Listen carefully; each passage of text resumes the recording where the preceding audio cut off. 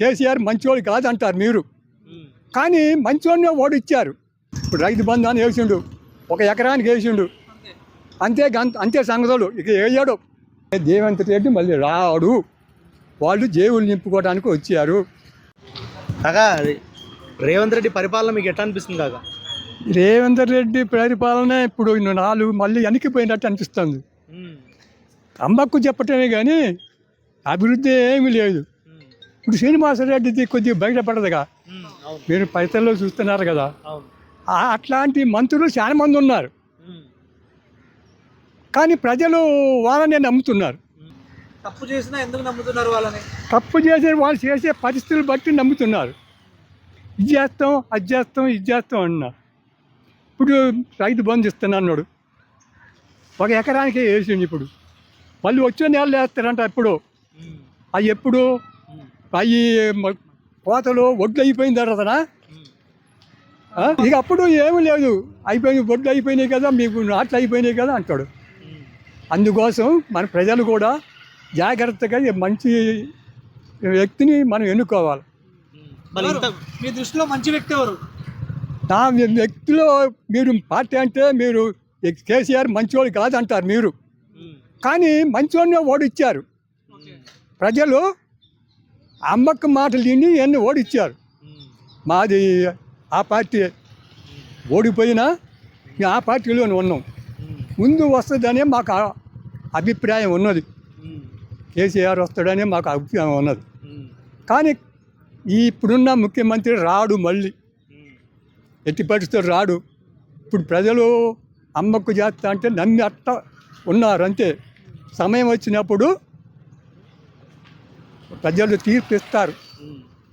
మళ్ళీ ఇప్పుడు రేవంత్ రెడ్డి వచ్చి 6 పథకాలు అన్నీ పెట్టిండు, అవన్నీ ప్రజలకు అందుతున్నాయి అంటారా మీరు? ఒక్కటి కూడా అందలేదు. మీరు చూడండి, ఎక్కడైనా పేపర్లో చూస్తున్నాం. మాకు రైతులే కదా, మాకు అందాలి కదా. ఒక్కటేదన్నా ఇప్పుడు ఆడపిల్ల పెళ్ళికి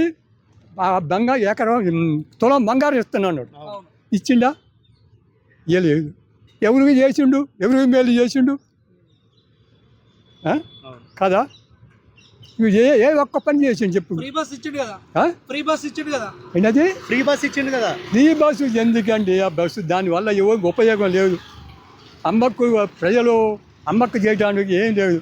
అటు గవర్నమెంట్కి నష్టం, ఇటు ప్రజలకి ఏం ఉపయోగం లేదు కదా. నష్టం లేదా? గవర్నమెంట్కి నష్టమే కదా.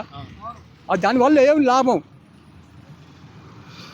మరి ఇంత మంచి చేసిన కేసీఆర్ ఎందుకు ఓడిపోయారంటారు? ప్రజలు తిరుగుబాటు, అది ఆయన ఏమిటో చేస్తాడని, ముందు మనకి చేస్తాడని ఆయనకు వేశారు నమ్మి. అది చాలా పొరపాటు. మళ్ళీ కేసీఆర్ వస్తాడు. 4000 పింఛన్ వస్తుందా దాదా? నీకు 4000 పింఛన్ వస్తుందా? 4000 యాడ్ ఇచ్చిండండి.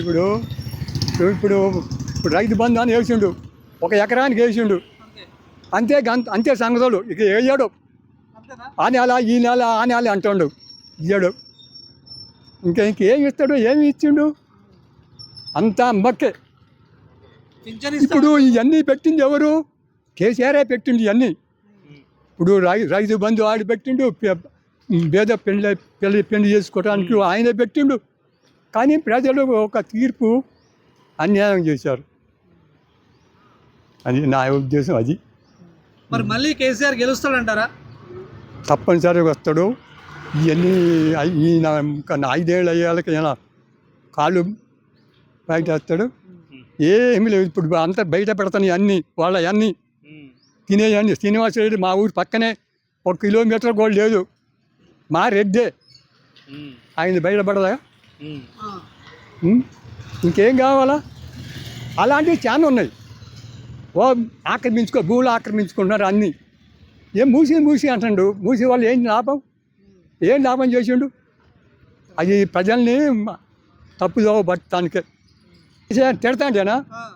ఎప్పుడంటే ఒక రాజకీయ నాయకుడిని తిట్టితే ఏమొస్తుంది చెప్పండి? చేసి ఒక మాట పడాలా, రాజకీయ నాయకుడు ఒక మాట పడాలా, అది మంచిగా చేయాలి. నువ్వు చేయలేదు, అది చేయలేదు, లంగా గెంగా అంటాడు. ఇప్పుడు అన్నీ అన్యాయం. అది రేవంత్ రెడ్డి మళ్ళీ రాడు, వాళ్ళు జేబులు నింపుకోవడానికి వచ్చారు.